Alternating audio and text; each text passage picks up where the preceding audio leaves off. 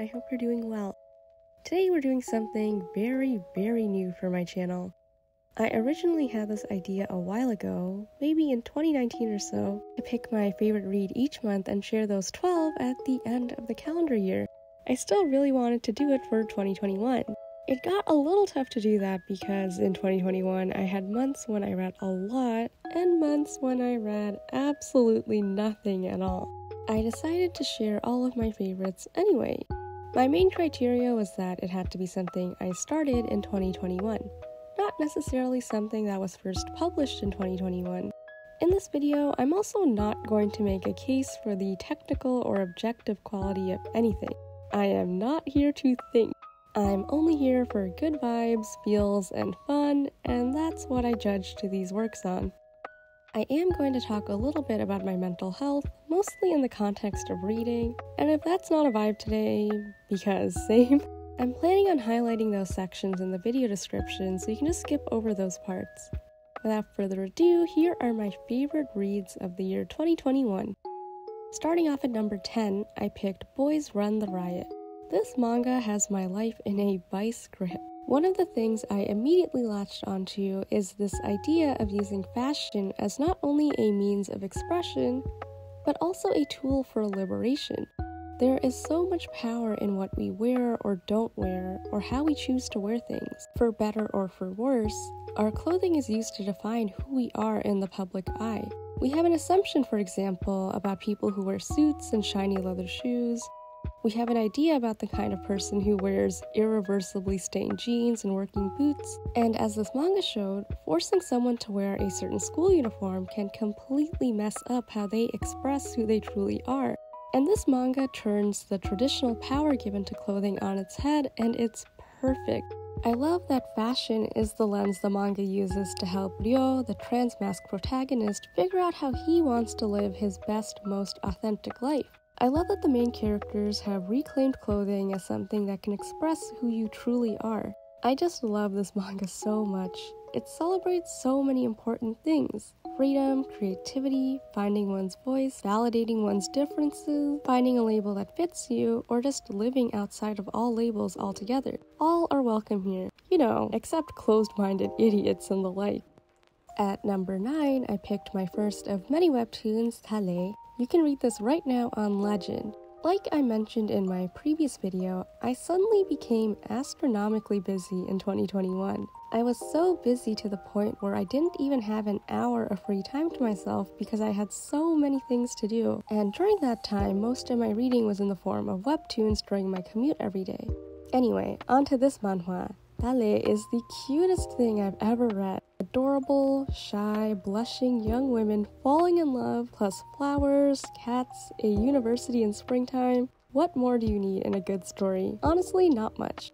This was so wholesome. I first thought it was a little weird how Poon, the protagonist, had a crush on someone without ever speaking to her, but it quickly got really cute when I found out both of these ladies are really shy. There are so many adorable first love stories out there, but frankly, the world needs more. This comic was so heart-fluttering and sweet. It made me so happy for no reason at all. And isn't that how life should be? Just filled to the brim with soft, warm delicateness.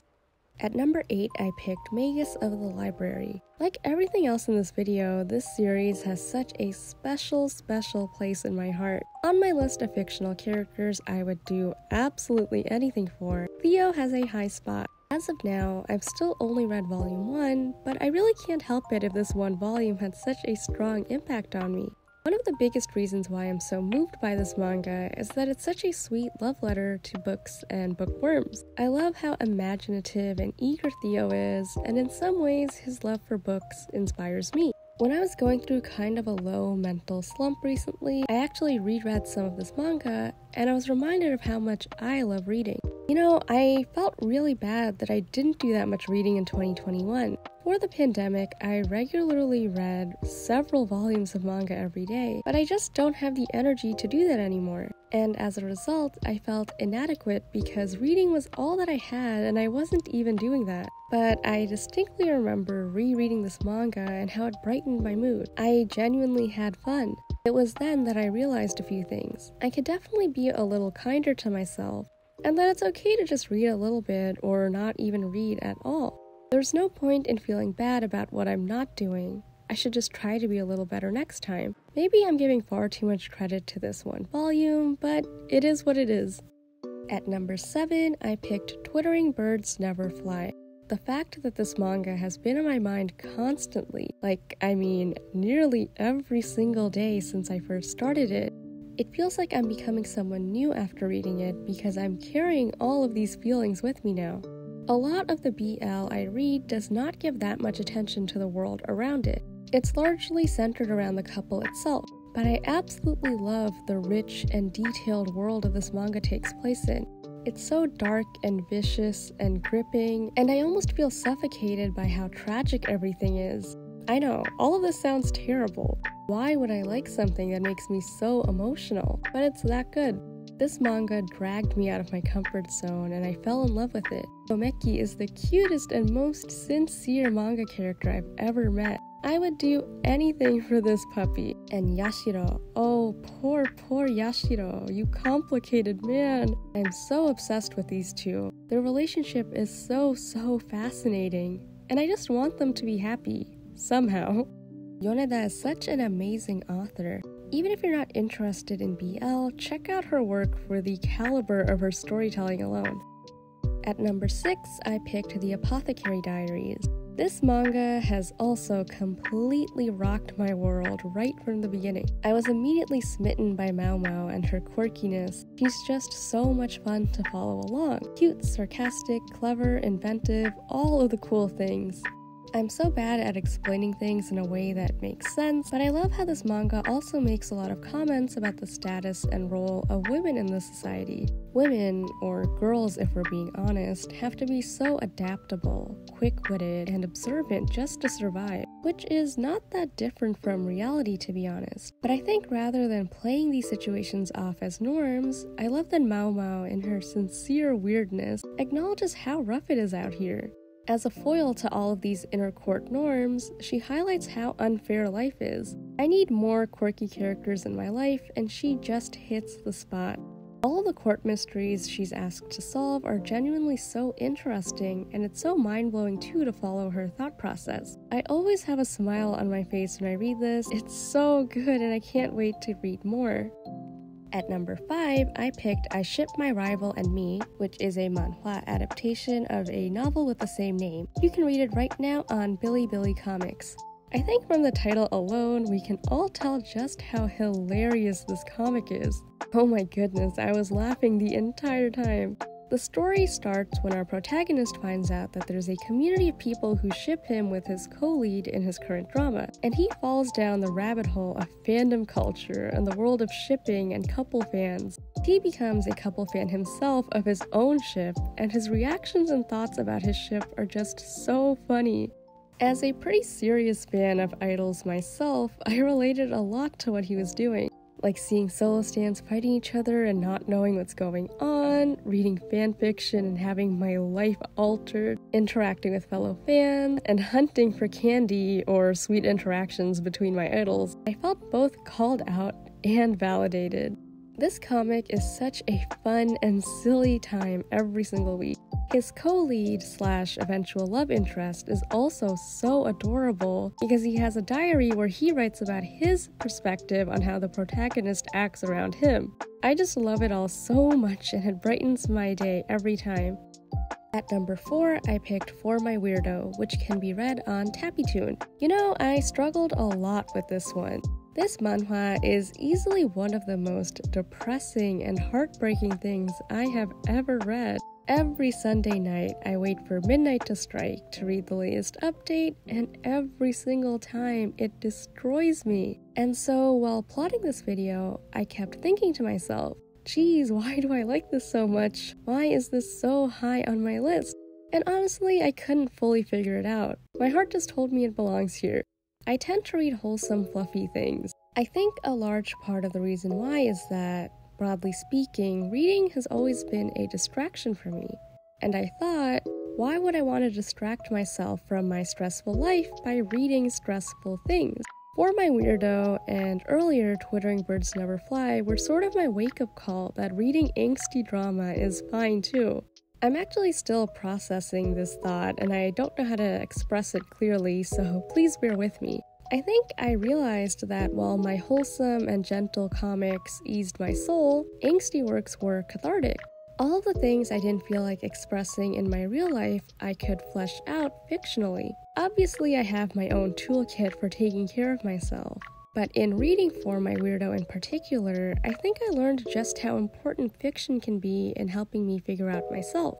There is so much triggering content in this work, from psychological abuse, physical abuse, sexual abuse, depictions of suicidal ideation and self-harm, and all of these terrible, terrible things are experienced by the protagonist.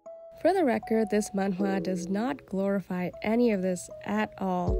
At the end of the day, this is a story about someone who is severely depressed and learning to stand up for himself for the first time, and finally freeing himself from the people who took advantage of him.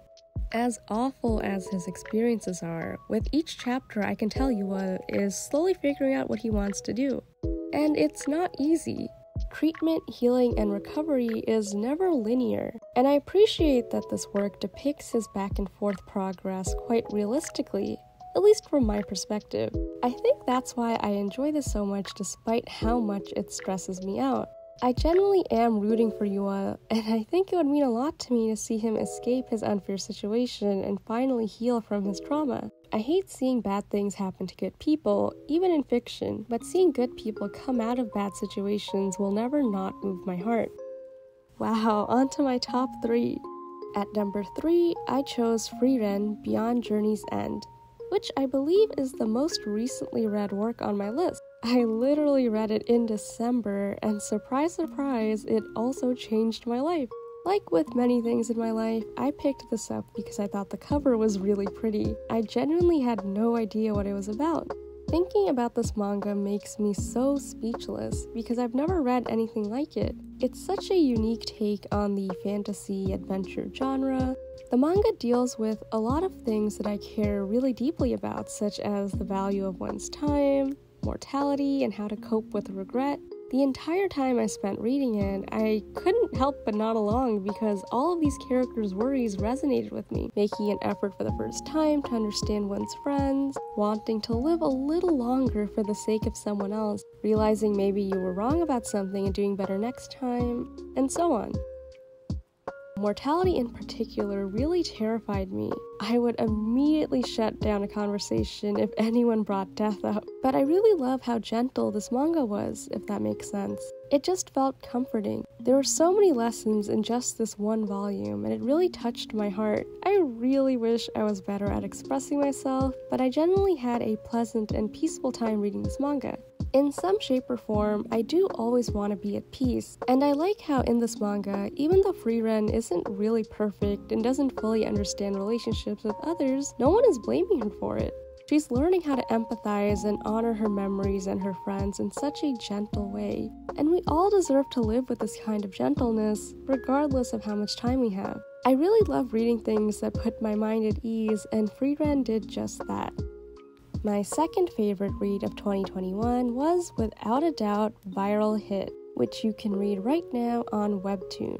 Oh my god, where do I begin? This is simultaneously one of the most ridiculous and cringe things I've ever read, while also being one of the most thoughtful and funny things I've ever read. It's the total package. This webtoon centers around our very odd loser protagonist Hobin, who essentially went viral online for beating up bullies without really knowing how to fight. Throughout this webtoon, I learned so much about self-defense and every combat sport or martial art under the sun, like taekwondo, boxing, muay thai, shirum, the list goes on and on and on. I found myself wanting to learn alongside Hobin too. What I also love about this webtoon is that at every single turn, I'm genuinely surprised by what happens next, whether that's the result of a fight or who Hobin decides to invite for dinner one day. I consider myself fairly good at predicting what happens next when I'm reading, but I love how I'm always kept on my toes here, even for silly things. The webtoon also spends a lot of time exploring social media and content creation as well, especially via live stream. And I love how it feels like the reader is in the audience too. Taehoon, one of Hobin's allies later on, is one of the best fictional characters I have ever met, and he deserves his own shout out. He's so cool, one of the coolest guys ever. He's probably my favorite fictional character of the year. But yeah, I honestly have so much fun reading this every week. And now, my number one favorite read of 2021, and to be honest, one of the best things I've ever read, period, is Pirouette Into My Heart, or also popularly known as Salad Days, which you can read right now on Tapas. I need a moment, I can't even form sentences right now. All of the most beautiful, touching, and happy feelings in the world can be found in this one manhwa. The main character, our dear, dear little swan, is a kid from a small farming town, but he has a big dream of becoming a ballet dancer. He meets a very cute but seemingly cold and serious boy who wants to become a top-class boxer, and the story follows the two of them learning from each other and supporting each other as they work towards their dream. I am the biggest advocate of seeing people following their dreams, but it's so special seeing kids growing up, supporting each other, and being supported by their community as well. I really wish Tapas kept the original title of the novel, Salad Days. It's such a meaningful title, isn't it? Salad Days is an expression that basically refers to one's carefree, inexperienced, and youthful days. Pirouette Into My Heart definitely does not hit the same. Every single chapter so far just melts my heart, and I can't help but root for them. I adore all of these characters so much. There isn't even a villain in the story, it's just all good feels all around. This is just the perfect thing to soothe my soul a little bit and lift my spirit. This is the kind of happiness that sticks with you.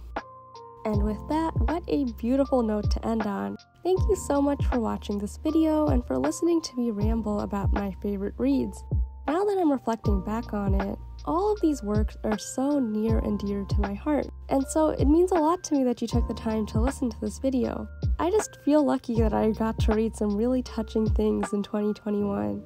I hope you'll check out some of these titles, or better yet, all of them. I love hearing about other people's favorites, so please, please, please share what you've enjoyed reading recently. And also, if you have any recommendations for things you think I should check out, I'm genuinely down to read anything. I was also really tempted to talk about fanfiction somehow, because I read a ton of amazing fanfics last year too. So many comfort fics. I've also been reading a lot more novels recently. And no, not just Heaven Official's blessing. I'd love to talk more about novels in the future too, but another time I guess. As always, I hope you're happy, healthy, and safe. I hope you're surrounded by things you love. Bye bye!